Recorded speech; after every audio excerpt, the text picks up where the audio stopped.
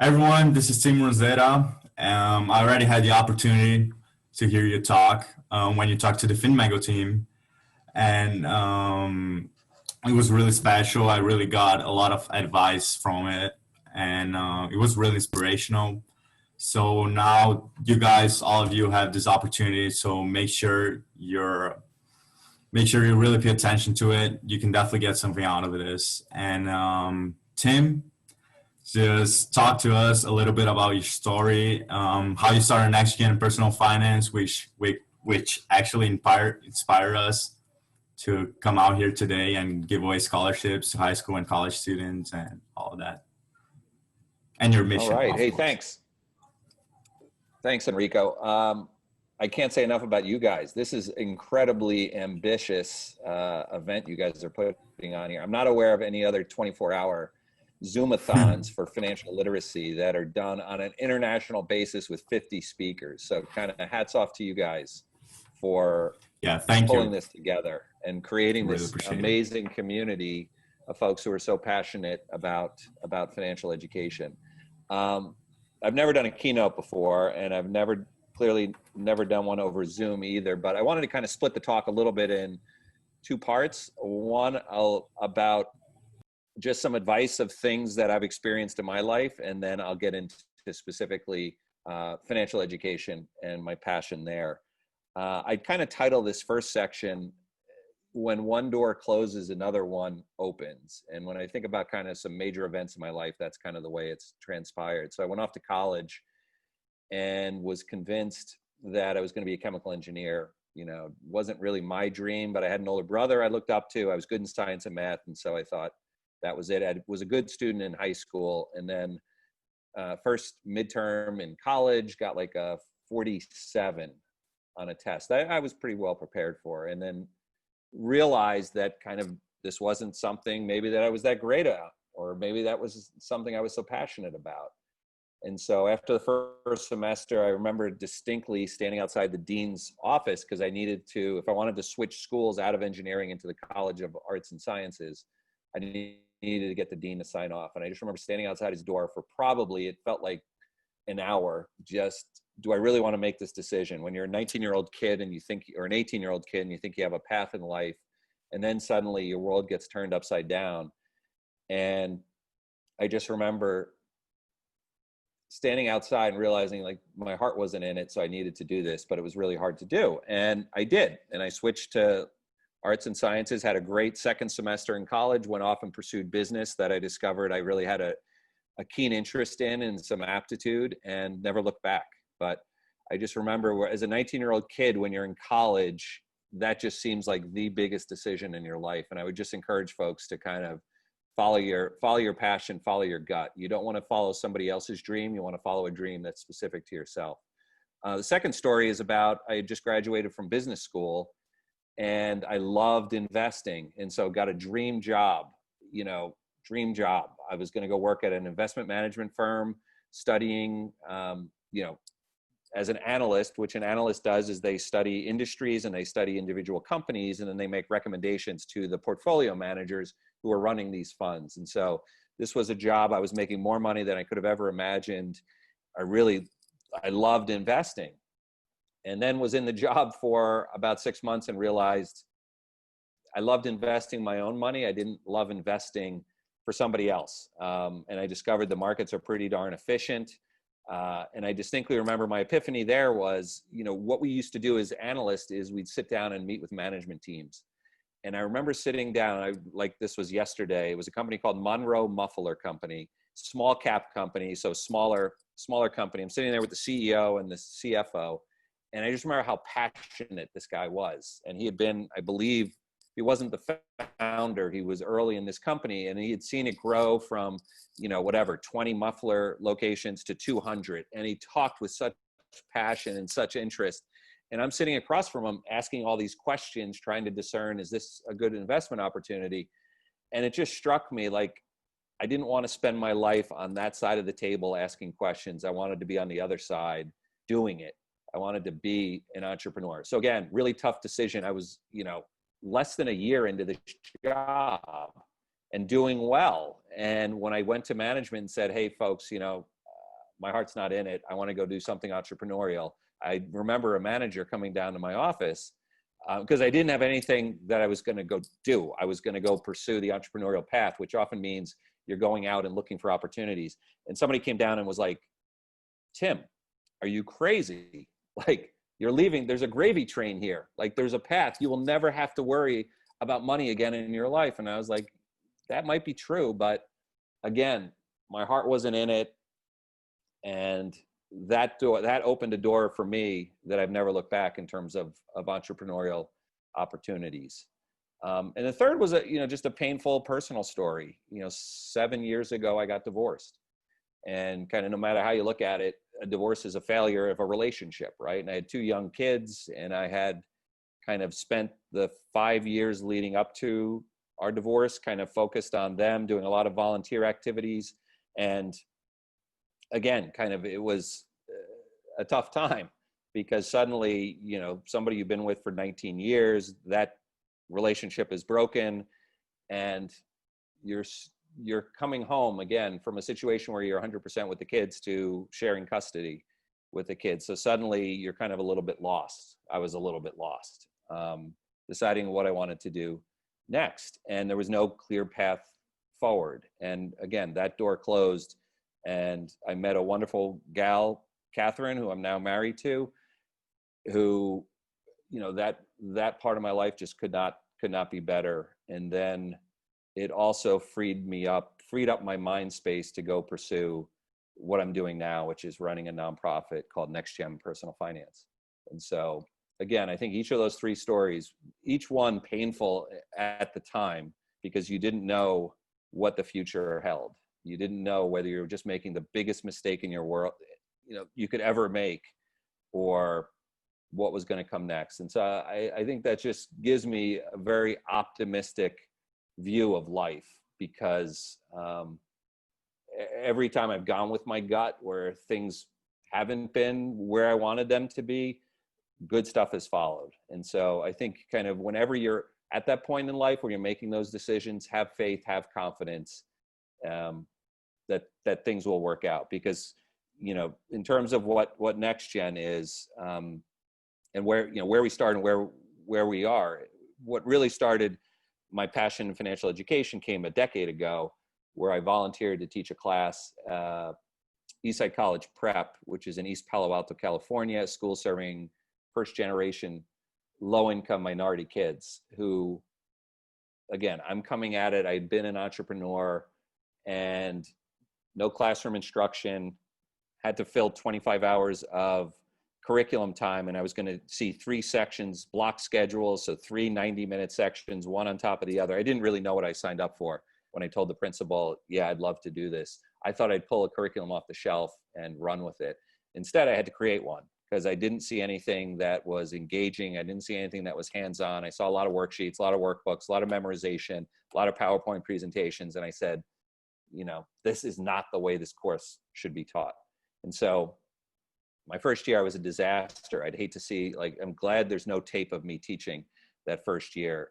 But what I saw in that classroom changed the future direction of my life, which was, there were 2 things that happened. One was the principal who came in, who told me about certain kids who were going to be behavioral issues, were the kids who were most engaged in the class. And so observation number 1, personal finance touches all kids. Every kid wants to learn about money. If you're the most talented student in the classroom, or if you struggle the most, it doesn't matter. Every kid wants to learn. And the second thing that happened was I started getting emails from parents. My son came home and was talking about investing. He was on fire. He wondered what I was doing for retirement. And I'm not doing anything. So I'd love to sit down with you to learn more. You suddenly realize, particularly in communities where folks, maybe the financial world has seemed closed off to them, they never received that instruction. And so now suddenly you're seeing, geez, if you teach those students well, the impact you can have on their parents is remarkable. And so, and little side note here, there was some research done recently on, I believe it was done in Peru, where they found actually what was happening in the classroom did have a spillover effect on parents. So tremendous impact. And the story with one of the parents was we went over to a brokerage and I helped him sign up for an IRA with his son with him. And his son went off to college, and I know that he took the money he earned in the summer and set up a Roth IRA. And so, again, really small example, but I know that's happening in thousands of classrooms across the country. So that was kind of that experience, which I've continued to teach for the last 9 summers.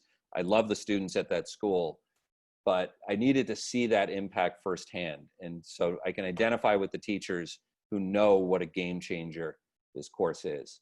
So that was a decade ago. So 6 years ago, I said, I built this curriculum.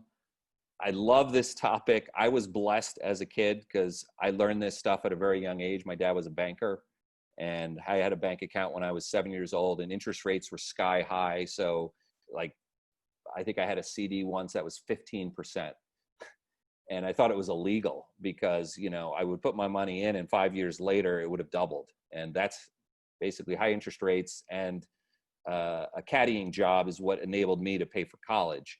But I got a lot of these lessons. My parents were great in terms of modeling a lot of these behaviors. So when I think about, the passion and the motivation behind me starting Next Gen Personal Finance, it's a combination of what happened at Eastside Prep and seeing the difference it could make in a student's life as well as their parents, but also a way of paying back this tremendous gift I got. Because as a kid growing up, you assume every household's similar, right? Everybody's learning about how to save.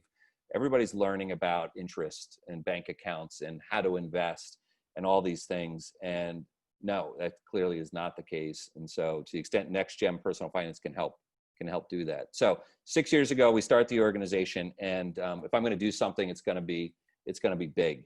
And so I built the organization from the start thinking every kid. And you can say that that's pretty presumptuous, Tim, when it was you and your co-founder, Jessica, and a third team member, Andrew, building curriculum. But I truly believed, if we were going to do this, we were going to get big. But I spent the first 2 years, Jessica, Andrew, and myself I call it experimentation period. Let's go create a lot of curriculum, because this is, as somebody with a business degree, when you look at the marketplace for financial education, it's probably the dumbest business idea. If I had ever brought this business plan to anybody, they'd say, stupidest idea ever. Everybody's giving the stuff away for free. It's incredibly crowded. There's thousands of providers out there with brand names a lot bigger than you, like all the large financial institutions. And like I said, it's free, so nobody's got a budget to pay for it. How are you ever going to create a business model out of it? And so very early on, I was like, there is not going to be a business model here other than we want this to get to all schools and to reach all teachers. And the way we're going to do it is we're going to do it for free, because I was fortunate to have resources available to be able to fund the organization, create an endowment, so that our single-minded focus is how do we serve teachers who we know are serving students.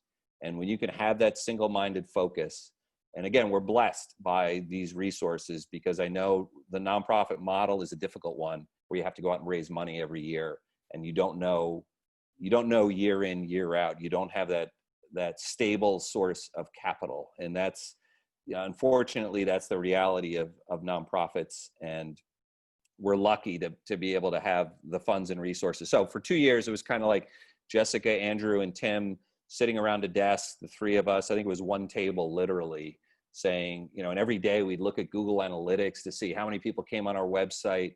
And the best thing that happened was teachers found us. No matter what business you start, there will always be early adopters. There will always be teachers who are always scanning what's new, what's interesting, what's exciting. And we had some phenomenal folks. And it's funny, today is, or Monday, it will be a huge milestone. So we had 2 teachers reach out to us early, Amanda Volz, who's from St. Clair, Michigan, and Brian Page from Reading, Ohio. I think they may have been the two of the first teachers who introduced themselves to us. We had sent a newsletter out, they'd gotten in and said, hey, what are you guys up to? We're interested in what you're doing. Brian and Amanda are going to be joining us as full-time team members on Monday. So again, and that's just phenomenal, because those are 2 incredibly talented teachers who are only going to make our organization stronger. But so we start out with a vision, and I think we put on our website, again, pretty bold statement for a startup to say, by the year 2020, we're going to have 10,000 teachers and reach 1 million kids. Because again, if we were going to do this, I didn't want to do it on a local basis. I didn't want to do it on a regional basis. I wanted to build an organization that from the start, if we say all kids should get personal finance, then we have to build an organization to be able to support that. And obviously the beauty of online is if you put it up there, teachers will come. So, I was looking at our logs yesterday. Every day we probably have 50 or 60 new teachers set up teacher accounts. And I think, we had folks from as far away as Kazakhstan to teachers in San Jose, California, just down the street from us. And so curriculum is great in terms of being scalable, because you create one set of curriculum that people can find, and suddenly you can get big fast that way. And then the other thing that we recognize, so 2 years we're doing that, we're getting traction. Then I'm like, okay, so now it's time to grow the organization. So where are we going to go next? And we quickly settled on the fact that we had to have 3 components to our business. We had to be great at curriculum, but then we also had to spend time and resources developing professional development for teachers. Because what you discover in personal finance is very few teachers actually have a formal education in personal finance, right? They didn't go to school taking a personal finance course because it's kind of an elective in most schools. So we would have to do, if we're going to do our job, we're going to have to, in effect, be a training school too, or an education school to teach teachers both the content for personal finance as well as how to bring activities to your students. And then the third piece, so that's curriculum, you got to get PD right. And the third piece is advocacy. So 4 years ago, we went and scanned the horizon, because nobody had ever done a study to say how many kids are actually getting personal finance today. And so we did a laborious thing, which meant we went to 8,000 high school websites and we scanned their course catalogs and discovered 1 out of 6 kids graduates from a high school that requires personal finance. 1 out of 6. So what are the numbers? 83% of kids are going off to college, not really having a firm grip on how they're going to pay for college, not understanding how to manage a bank account, not understanding the fee structure of credit cards, not understanding all the financial pitfalls that are out there to grab them because they're novices. And that's what keeps my motor going is 5-6. That's the number if we were back in our office, you'd see that on our walls, 5-6, because that's who we're here to serve. We're here to serve the kids who aren't getting it. And we know, we're doing the best we can on the 1/6 by working with over 31,000 teachers now who currently have an NGPF teacher account, who are probably reaching 2 million kids. We also, on professional development side, we just closed out our PD year. Over 5,000 teachers attended one of our PDs, and they participated in 60,000 hours of professional development. And we do this with a team of 13 people. We'll be 15 on Monday, but we do this with a really small team. And so I would I'd leave you with kind of one last thought, which is just when you have a strong mission as an organization, and you can hire people who share that same mission. And again, our mission, we started the talk talking about Mission 2030. So I got tired of hearing everybody should take a personal finance course. Like, okay, that's great, but we all know you better have goals and you better have an end date on when you want to accomplish things. And so we put a stake in the ground last year and we said Mission 2030.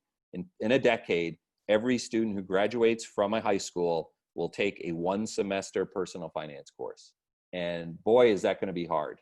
Yes, everything that's worth fighting for is always really hard, because we know 5-6, I just told you that 5 out of 6 kids aren't getting personal finance. What we've seen, and this last year has been great, but what we've seen every year since we've been doing this is the way this is going to happen is at the grassroots level. The way this is going to happen is we are going to provide teachers with the best darn curriculum that's engaging, that's relevant, that's up to date. We're going to provide them with the professional development so they go into the classroom confident. We do an annual survey, and we haven't closed that survey yet, but we have close to 2,000 responses. 94% of teachers said they are more confident teaching personal finance as a result of using our curriculum and attending our professional development. That's pretty powerful, because we know a confident teacher is going to get to the last part, which is, hey, I love the curriculum. I have the professional development. I'm excited to teach it. I want to teach more. Like, why is our high school offering this as an elective? Why can't I get additional sections? Because I have a wait list, because every kid knows that this is the most popular class in the high school. And so that's what kind of fires us up. So I said 1/6 of kids are currently getting this, but there are 1,000 high schools in America where somebody stood up for personal finance and required it. So there's 5 states that require it, but there's 1,000 high schools outside of those 5 states where a change maker, could be one teacher, could be a board member, could be a parent, could be a student, could be an admin, could be all of the above. But they've shown the power of passion, because ultimately that's what it takes. Like, and I said this when I spoke to the FinMango community last time, was where there's a will, there's a way. Don't tell me why you can't rearrange the schedule, or don't tell me why, this hurdle or that hurdle is in place. Guess what? 1,000 people have figured it out. This isn't rocket science. And I love the example of, this is our moonshot. This is our moonshot, because I say we're going to get this done in a decade. And when Kennedy said, we will send a man to the moon, it was 8 years between the time he said that and the time it happened. And this ain't rocket science. We have a curriculum. We know how to do professional development, so teachers are more confident teaching it. So let's just make it happen. And so when I started out 6 years ago, I remember being very shy and very timid around exhorting people to this mission, like, of all kids, because I saw the hurdles and I would hear, why this is going to be so difficult. And then I just decided, you got to go for it. And I distinctly remember I was at a professional development. We call them fin camps when we do them in person. And I distinctly remember the look people gave me as I was talking about this mission of all kids. And I was like, they're ready for this. In fact, they're now leading us. Like, we get emails on a regular basis from folks saying, this is what I want. Tell me how you can support me.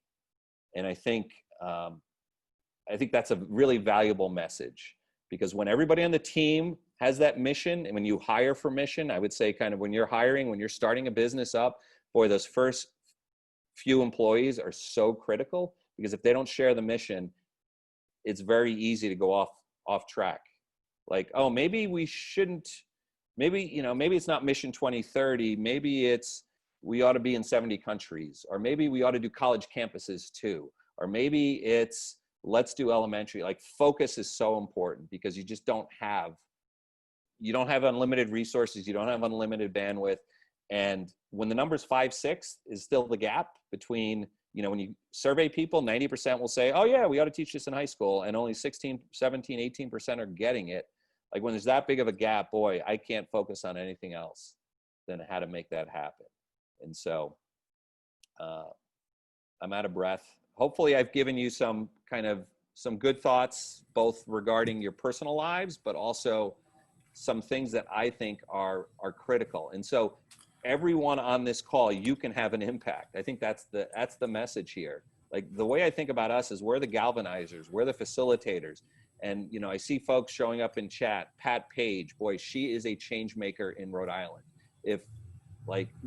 We were so fortunate early on. Pat was one of those teachers who reached out to us, who said, how can I help? But also, here's how, if you want to create change on a more systemic basis in my region. I see Maggie Robles, I see Jane. Yeah, like, all of these educators are they inspire us to do more.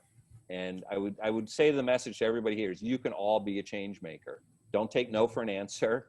Be persistent. This social change doesn't happen overnight. We have stories of teachers, 16 years. There's a teacher out of Massachusetts, 16 years, and she just waited them out. But if it's something you believe in and it's something you want, you gotta fight. And the cool thing is there are solutions. Like, this is not a fight like, okay, now I won the fight, now how are we going to do it? It's like what I tell everybody, just find a teacher, find one teacher, because we got curriculum, we got PD, and it's no cost.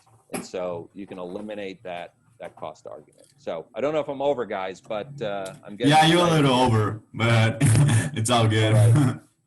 Everything, Tim, everything you just said is like so inspirational and so true. Like I can say from own experience that my class, my personal finance class, literally changed my life. Only 6 months. I was at Jackson High School. It was last year, and it literally changed my life. And actually, I have my teacher, my personal finance teacher, coming in right now, and we have also 2 other teachers coming in for the panel, which is coming up now. And but thank you, Tim. Like all that you've done for the financial world, all the difference, all the impact that you've caused from teachers to students, especially students, all throughout high schools, all over the country. And looking back to all you've done, I'm pretty sure you're gonna be able to reach all the high schools from 2030. I'm pretty sure. With your help and the folks on this call, we can all do it. We can do it all together. I see Jill Wilson too. Hey, Jill. Hi. Yeah. All right. Thanks, Enrico. Thank you. Thank you so much.